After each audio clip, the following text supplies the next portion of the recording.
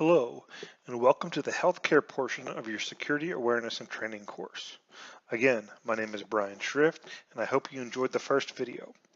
In this video, we'll cover additional topics specific to healthcare and the protection of protected health information, or PHI. Before we jump into the objectives, I need to take a moment to advise you that I am not a lawyer, nor does this training provide any type of security rule compliance for your organization. If, however, you do need assistance with security rule compliance and not just security training, I'd be more than happy to help your organization.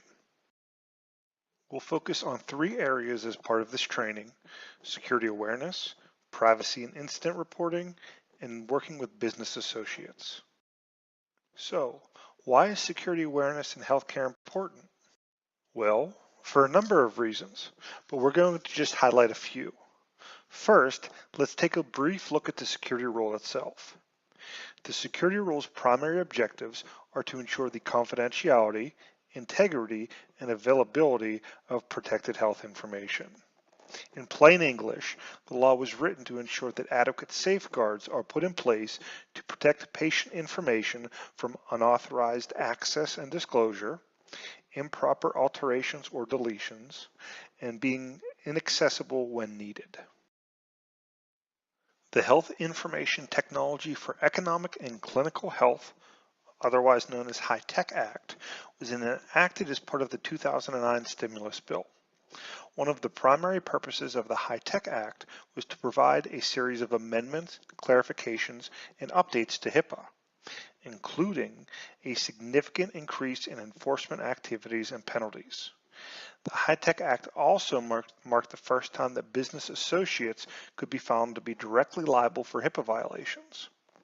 With the HITECH Act ushering penalties up to $1.5 million, noncompliance is a costly risk. Ultimately, you're entrusted to keep your patient's personal and private data personal and private. Just as I'm sure you don't want your personal data floating around, neither do your patients. So let's take a moment to refresh ourselves on what constitutes protected health information, or PHI. Here is a list of the 18 identifiers which constitute PHI. If any one of these items are included in a document or electronic file, that document or electronic file is considered PHI. So take a moment to think about that.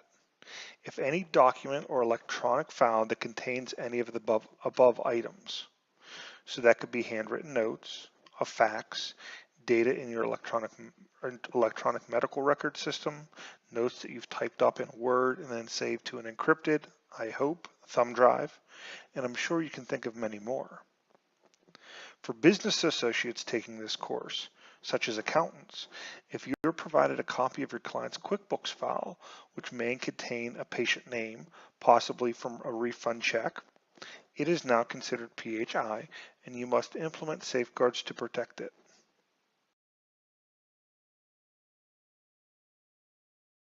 So here are just a few of the many examples of what we're looking to protect against.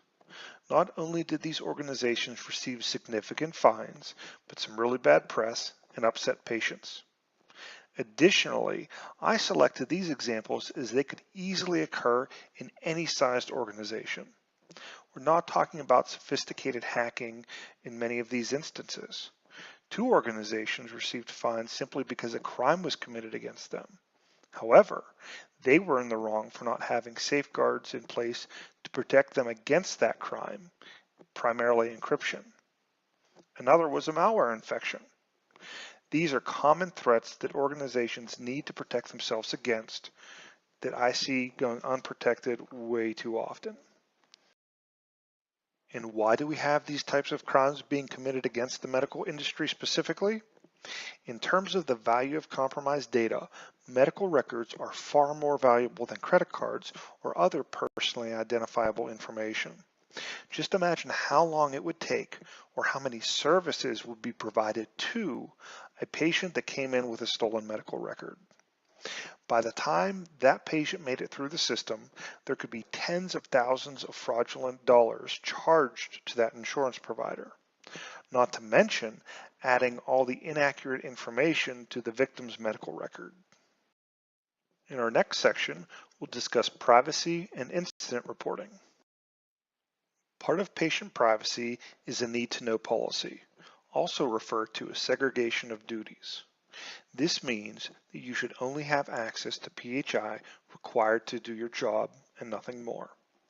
If your job is secretarial in nature, you should have no reason to review a patient's detailed lab results. Or if you're a nurse, you wouldn't necessarily need to see a patient's financial information.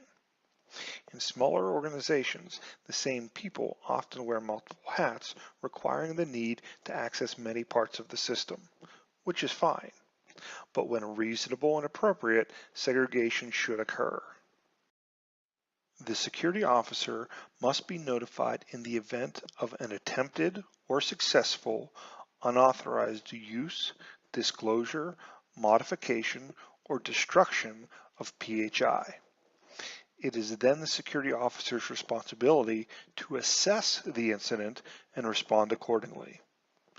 I want to also take a moment to clarify the difference between an incident and a breach, as not all security incidents are breaches. The security officer will investigate a security incident, often with the help of IT, and determine if any PHI was actually compromised. Here's a perfect example of a security incident regarding Gmail. So a client had an error on their electronic medical record system. So they took a screenshot and emailed it on off to our help desk for resolution. Unfortunately, they did this with their personal Gmail account as opposed to their corporate email. So this triggered an incident.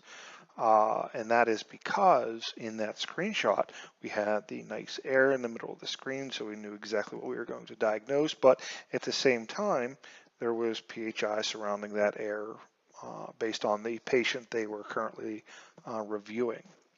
So since it was sent via a personal Gmail account, neither the client nor ourselves have any access into that account for auditing, for security, any of those reasons. So what happened is we then had to touch base with the client, touch base with the staff, work with them to log into the Gmail account, make sure that the email was deleted, and then do a little bit of extra training and remind them that, yeah, we can't really just use a personal Gmail account because we have no way to safeguard that data. It's going out into Gmail servers, which we and the client don't have access to. Then it's bouncing across the internet to our server. So in this instance, a incident was reported. We investigated the incident with the security officer, and we determined that there was no compromise in PHI because we were able to go into the staff member's Gmail account and delete it. And we also were able to review our logs and saw that the email was sent in an encrypted format from Gmail to our servers, as many email providers are sending emails by default nowadays. So again, this was an incident. It was investigated and determined that no PHI was compromised, and the staff member got a little sanction on their record and a little extra training. But again, at the end of the day, no compromise in PHI, which is important. And in our final section, we'll discuss interacting with business associates. I'm first going to define a business associate. A business associate is a person or entity other than the member of the workforce who performs functions or activities on behalf of or provides certain services to an organization, such as your company, that involve access to PHI. A business associate also is a subcontractor who creates, receives, maintains, or transmits protected health information on behalf of another business associate. So in this example, I'm going to pick on us, the computer geeks. As a IT management and security company, we have access to all of our client servers, computers, network devices, backups, pretty much everything. Therefore, we have access to PHI.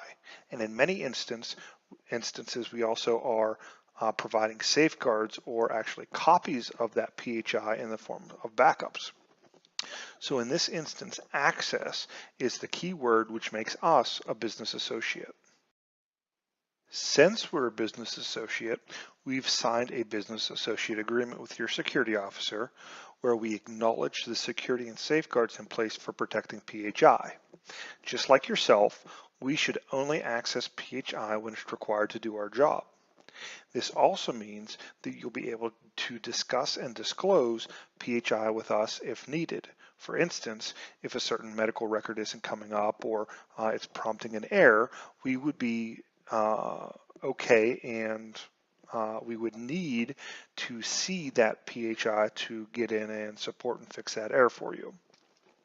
There are many other kinds of business associates, such as accountants, lawyers, consultants, and many others, all of which are required to safeguard PHI in the same ways you're required to do so. You're all part of the team which is responsible for protecting PHI. Please remember to follow the policies, procedures, and training in place, which helps to safeguard and secure your PHI. I would like to thank you for watching our security awareness and training video, and I hope I wasn't too boring. From everyone at Precision Business Solutions, we hope you have a happy and secure computing day.